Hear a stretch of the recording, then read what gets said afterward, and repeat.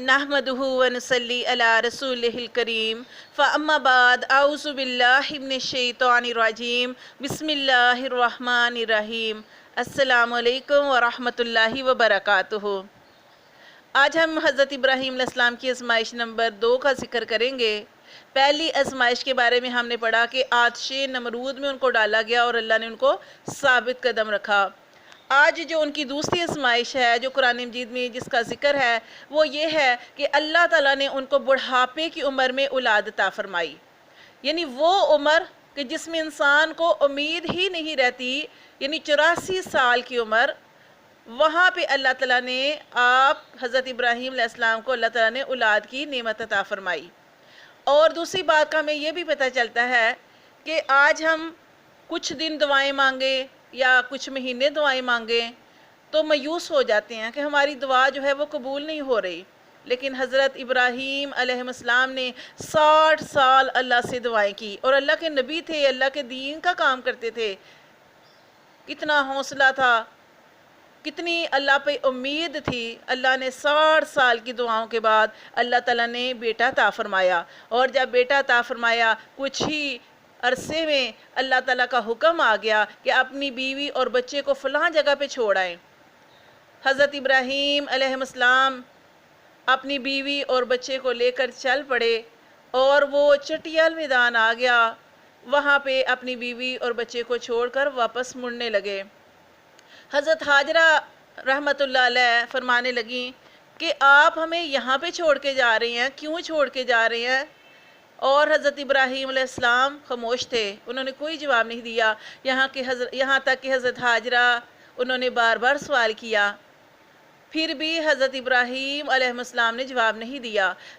फिर हज़रत हाजरा जो थी उन्होंने ख़ुद ही कहा कि क्या इन सारे मामलात में अल्लाह का हुक्म है? तो फिर हज़रत इब्राहीम अलैहिस्सलाम ने सर को हिलाया और पीछे मुड़कर नहीं देखा। तो हज़रत हाजरा फरमाने लगी, अगर अल्लाह का हुक्म है तो अल्लाह हमें ज़ाया नहीं करेगा। चंद खजूरें और पानी उनके साथ था, वो ख़त्म हो गया। भूख और प्यास, और यहाँ तक कि हज़रत इस्माईल अलैहिस्सलाम जो थे वो प्यास की वजह से, वो भूख की वजह से बिलबिला रहे थे, रो रहे थे, और हज़रत हाजरा के पास कुछ भी नहीं था। यहाँ तक कि दूध भी ख़त्म हो गया। और हज़रत हाजरा जो थी वो पास ही पहाड़ियाँ थी, सफ़ा और मरवा की पहाड़ियाँ। वो चटियल मैदान था जहाँ पे अल्लाह के हुक्म से हज़रत इब्राहीम अलैहिस्सलाम उनको छोड़ कर गए थे। कोई चरिंद परिंद भी उस जगह पे नहीं रहता था, क्योंकि चरिंद परिंद भी ऐसी जगहों पे रहते हैं जहाँ पानी हो। वहाँ पे पानी नहीं था, कोई आबादी नहीं थी, सिर्फ काले पहाड़ थे और चटियल मैदान था। लेकिन अल्लाह का हुक्म था, उन्होंने अल्लाह के हुक्म के लिए अपने सर को झुका दिया और वहाँ पे उनको छोड़ा। अब हज़रत हाजरा जो थी वो बहुत परेशान थी, कभी वो दौड़कर सफ़ा पे जाती, कभी मरवा पे जाती, और उनका मकसूद क्या था? ये था कि शायद कोई पानी मिले, शायद कुछ नज़र आए, कोई आबादी नज़र आए। और कभी दूसरी पहाड़ी पे जाती, आके देखती कि कहीं किसी चीज़ ने हज़रत इस्माईल अलैहिस्सलाम को नुकसान तो नहीं पहुंचा दिया। इस तरह बेकरारी की हालत में, तड़प की हालत में वो इधर उधर दौड़ती रही इन पहाड़ियों पर, सफ़ा और मरवा पर। यहाँ तक कि जब 7वीं मरतबा वो लौटी तो उन्होंने क्या देखा अपने बेटे को देखने के लिए कि कोई चीज़ उसको नुकसान ना पहुँचा दे। जब वो उस जगह पे लौटी तो उन्होंने देखा कि हज़रत इस्माईल अलैहिस्सलाम जहाँ पे अपनी एड़ियाँ रगड़ रहे थे वहाँ से अल्लाह ताला ने पानी का चश्मा जारी कर दिया है। और एक रवायत में आता है कि अल्लाह ताला ने हज़रत जिब्राईल अलैहिस्सलाम को हुक्म दिया और जिब्राईल अलैहिस्सलाम ने वहाँ पे अपना पर मारा, अल्लाह ताला ने वहाँ से पानी जारी कर दिया। और हज़रत हाजरा रहमतुल्लाह अलैह जो थी उन्होंने जब देखा तो वो दौड़ी और कहा, ज़मज़म रुक जा रुक जा। और ये वही ज़मज़म है जिसके बारे में आता है कि ये भूख भी ख़त्म करता है और प्यास को भी ख़त्म करता है। یہ وہی زمزم ہے جب ہم حج اور عمرہ کرنے جاتے ہیں تو اس کو لے کے آتے ہیں. اس کے بارے میں یہ ہے کہ جس نیت سے پیا جائے اللہ تعالیٰ وہ آپ کی مراد کو پورا کرتے ہیں. اگر بیماریوں سے شفا کے لیے پیا جائے تو اللہ تعالیٰ شفا عطا فرماتے ہیں. اگر ذہن کو تیز کرنے کے لیے پیا جائے تو اللہ تعالیٰ ذہن کو تیز کرتے ہیں. یعنی جس مقصد کے لیے پیا جائے اللہ تبارک و تعالیٰ وہ کرتے ہیں. اس کے اندر ایسی خصوصیت ہے. اللہ تعالیٰ نے اس پانی کو دیکھیں کتنی برکت عطا فرمائی. کس وجہ سے کہ ابراہیم علیہ السلام نے قربانی دی اور حضرت حاجرہ اور حضرت اسماعیل علیہ السلام جو تھے انہوں نے بھی وہاں پہ وقت گزارا اور حضرت حاجرہ نے کتنے صبر سے وہاں پہ وقت گزارا اور اللہ کے حکم کو انہوں نے بھی تسلیم کیا. تو اللہ تعالیٰ نے یہ سارا کچھ کیوں کیا؟ جیسے میں پارٹ نمبر 1 میں آپ کو بتایا تھا کہ اللہ تعالیٰ جو ہے ہر بندے کا جو ہے اللہ تعالیٰ کے ہاں ایک مقام ہے.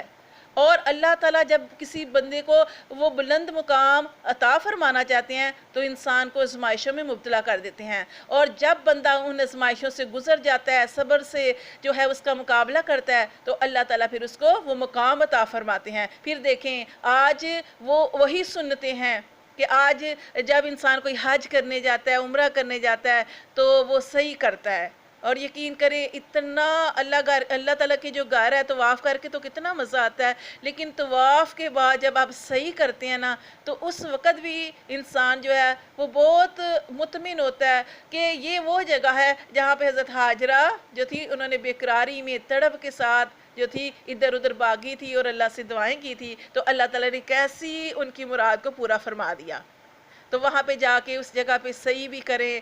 وہ حضرت حاجرہ کا واقعہ بھی ذہن میں ہونا چاہیے اور وہاں پہ خوب دعائیں کریں تو اللہ تعالیٰ وہاں پہ دعاؤں کو قبول فرماتے ہیں. پھر دیکھیں کہ اللہ تعالیٰ نے قرآن مجید میں ارشاد فرمایا وَلَا نَبْلُوَنَّكُمْ بِشَيْءٍ مِّنَ الْخَوْفِ وَالْجُوعِ وَالنَّقْصِ مِّنَ الْأَمْوَالِ وَالْأَنفُسِ وَالثَّمَرَاتِ وَبَشِّرِ الصَّابِرِينَ. اللہ تعالیٰ نے قرآن مجید میں ارشاد فرمایا کہ ہم تمہیں ضرور آزمائیں گے، کچھ خوف سے، کچھ بھوک سے، اور کچھ مالوں اور جانوں کے نقصان سے اور پھلوں کی کمی سے. اور پھر اللہ تعالیٰ نے ارشاد فرمایا کہ جو صبر کرے گا اس کے لیے خوشخبری ہے. حضرت امام شافعی رحمۃ اللہ علیہ نے فرمایا، اس کی تفسیر میں یہ فرمایا کہ اللہ کے خوف سے مراد جو ہے اللہ کا ڈر ہے. یعنی اللہ سے ڈرنا، نیکیاں کر کے بھی اللہ سے ڈرنا اور گناہ کرتے وہاں تو اللہ سے ڈرنا ہی ڈرنا. یعنی اس وقت تو ڈرنا ہی چاہیے لیکن نیکیاں کرنے کے باوجود بھی اللہ سے ڈرنا. اس کے بعد انہوں نے فرمایا کہ بھوک سے مراد جو ہے وہ رمضان کے 1 مہینے کے روزے ہیں جو ہم اللہ تعالیٰ کی رضا کے لیے رکھتے ہیں، پھر اللہ تعالیٰ اس پر کتنا زیادہ اجر بھی عطا فرماتے ہیں. پھر انہوں نے فرمایا کہ مالوں کی کمی سے مراد جو ہے وہ زکوٰۃ ادا کرنا ہے. یعنی اللہ تعالیٰ نے جو زکوٰۃ رکھی ہے، جو صاحب نصاب ہے، جن کے پاس سونا ہے، چاندی ہے یا اس مقدار میں کوئی مالیت ہے، اس کے اوپر زکوٰۃ ہے.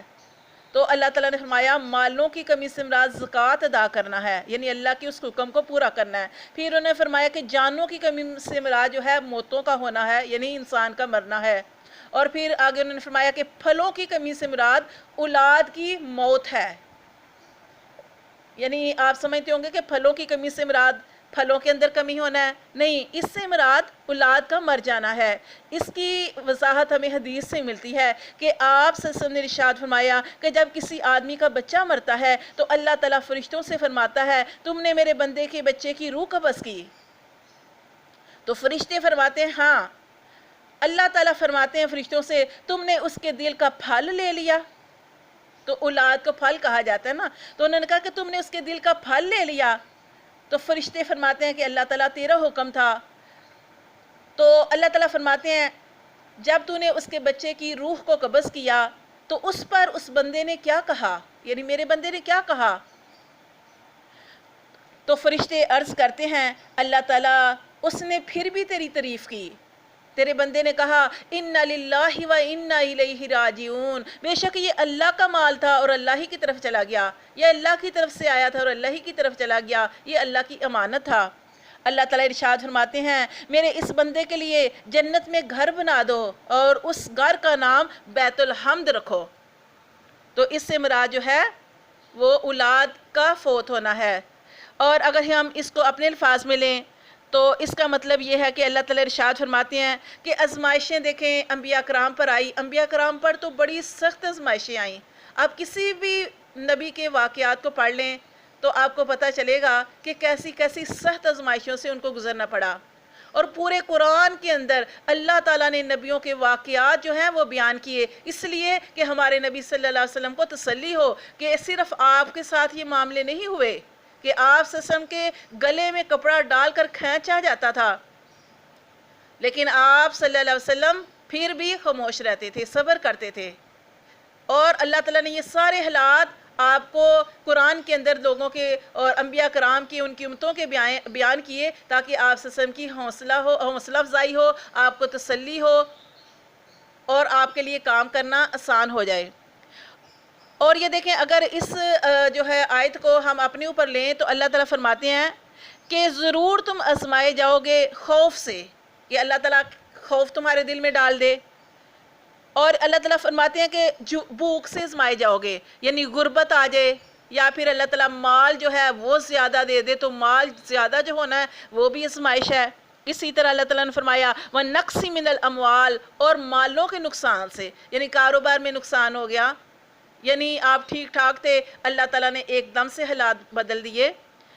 اور جانوں کا نقصان کر کے، یعنی کسی کا فوت ہو جانا، یعنی جو رشتے اللہ نے بنائے ہیں جیسے اولاد کا، ماں باپ کا، شوہر کا، بہن بھائیوں کا، بیوی کا، ان میں سے کسی کا فوت ہو جانا، پیاروں کا فوت ہو جانا۔ اور اللہ فرماتے ہیں وَالثَّمَرَاتِ، اور ثمرات سے مراد جو ہے وہ اولاد ہے، یا پھر پھلوں کی کمی بھی آ سکتا ہے۔ وَبَشِّرِ الصَّابِرِينَ، اللہ فرماتے ہیں جو ان ساری تکلیفوں کو صبر سے برداشت کر لے گا، اللہ کو حکم سمجھ کر، اللہ کی رضا سمجھ کر، اللہ تعالیٰ فرماتے ہیں کہ اس کے لیے خوشخبری ہے، اس کے لیے بڑا اجر ہے، اللہ تعالیٰ اس کے مرتبوں کو بھی بلند فرماتے ہیں۔ اور اللہ تعالیٰ نے قرآن مجید میں ارشاد فرمایا ام حسبتم ان تدخلوا الجنہ، کیا تم یہ گمان کرتے ہو کہ تم جنت میں ایسے ہی چلے جاؤ گے اور تم آزمائے نہیں جاؤ گے؟ نہیں، جتنے بھی اس دنیا میں آئے سب کی آزمائش ہونی ہے، کسی کے اوپر سخت، کسی کے لیے نرم۔ اور اللہ تعالیٰ نے قرآن مجید میں ارشاد فرمایا کہ اگر پریشانی آ جائے تو کیا کرنا ہے؟ اللہ تعالیٰ نے ارشاد فرمایا استعینوا بالصبر والصلاۃ، یعنی اللہ سے مدد طلب کرنی ہے صبر اور نماز کے ذریعے، صبر بھی کرنا ہے، اس تکلیف کو برداشت بھی کرنا ہے، اور نماز کے ذریعے اللہ سے مدد مانگنی ہے۔ پھر اللہ نے فرمایا ان اللہ مع الصابرین، بے شک اللہ صبر کرنے والوں کے ساتھ ہے۔ پھر ایک جگہ پہ سورۃ زمر میں اللہ تعالیٰ نے ارشاد فرمایا انما یوفی الصابرون اجرہم بغیر حساب، بلا شبہ صبر کرنے والوں کو ان کا رب اجر عطا فرمائے گا بلا حساب کتاب، یعنی بغیر حساب کے، یعنی جتنا چاہے اللہ تعالیٰ اس کو اجر عطا فرمائے۔ پھر اللہ تعالیٰ ارشاد فرماتے ہیں وَلَمَنْ صَبَرَ، اور البتہ جس نے صبر کیا، وَغَفَرَ، اور معاف کر دیا، یعنی کسی بات پر صبر کر لینا، پریشانی یا کسی نے آپ کو تکلیف دی، آپ بھی اس کو تکلیف دے سکتے ہیں، کسی نے آپ کو تھپڑ مارا آپ بھی مار سکتے ہیں، لیکن آپ نے اس کے رویے کو برداشت کر لیا، صبر کر لیا، وغفرا، اور کسی ظالم کو معاف کر دیا۔ اللہ فرماتے ہیں ان ذالک، بے شک یہ کام لمن عزم الامور، بڑے ہمت کے کاموں میں سے ہے۔ اللہ فرماتے ہیں جس نے صبر کیا اور معاف کر دیا، بے شک یہ ہمت کے کاموں میں سے ہے۔ اور اس کے بارے میں نبی صلی اللہ علیہ وسلم نے بڑی بشارتیں عطا فرمائی ہیں ہمیں۔ آپ صلی اللہ علیہ وسلم نے ارشاد فرمایا کہ مومن کا سارا ہی معاملہ عجیب ہوتا ہے، اس کے تمام کام اس کے لیے خیر ہیں، مومن کے سوا یہ چیز کسی اور کو حاصل نہیں۔ اللہ تعالیٰ جب اس کو خوشحالی عطا فرماتے ہیں تو میرا بندہ شکر کرتا ہے، مومن شکر کرتا ہے، اور جب اس کے لیے تنگ دستی آ جاتی ہے تو اس پر صبر کرتا ہے، اور صبر کرنا ہی اس کے لیے بہتر ہے۔ ایک حدیث میں ارشاد ہے کہ نبی صلی اللہ علیہ وسلم کی بیٹی نے آپ صلی اللہ علیہ وسلم کی خدمت میں پیغام بھیجا کہ ان کا بیٹا قریب المرگ ہے، آپ ضرور تشریف لائیں۔ آپ صلی اللہ علیہ وسلم نے اپنی بیٹی کی طرف پیغام بھیجا کہ ان سے کہو کہ آپ کے باپ آپ کو سلام پیش کرتے ہیں اور فرماتے ہیں کہ اللہ کا ہی ہے جو اس نے دیا اور جو اس نے لیا، ہر چیز کا وقت مقرر ہے، میری بیٹی تم صبر کرو اور ثواب کی امید رکھو۔ بیٹی نے پھر پیغام بھیجا کہ میرے والد کو قسم دیں، اور میں قسم دے کے کہتی ہوں کہ آپ ان سے کہہ دیں، یعنی قاصد کو کہا کہ آپ میرے والد صاحب کو کہہ دیں کہ وہ ضرور تشریف لائیں، پھر آپ صلی اللہ علیہ وسلم بیٹھے ہوئے تھے صحابہ کرام کے ساتھ، آپ کھڑے ہو گئے اور آپ صلی اللہ علیہ وسلم کے ساتھ سعد بن عبادہ جو تھے رضی اللہ تعالیٰ عنہ وہ تھے، اور معاذ بن جبل بھی تھے، اور اس کے علاوہ ابی بن کعب اور بہت سے صحابہ کرام اور بھی تھے، یعنی کچھ صحابہ کرام اور بھی تھے۔ تو آپ صلی اللہ علیہ وسلم جو تھے اپنی بیٹی کے گھر تشریف لائے، بچے کو دیکھا، اس کو گود میں لیا، تو آپ صلی اللہ علیہ وسلم کی آنکھوں سے جو تھے آنسو جاری تھے، کیونکہ وہ بچہ جو تھا اضطراب میں تھا، بڑی بے چینی میں تھا، تو آپ صلی اللہ علیہ وسلم کی آنکھوں سے آنسو بہہ نکلے۔ سعد بن عبادہ رضی اللہ تعالیٰ عنہ نے عرض کی، یا رسول صلی اللہ علیہ وسلم یہ آنسو؟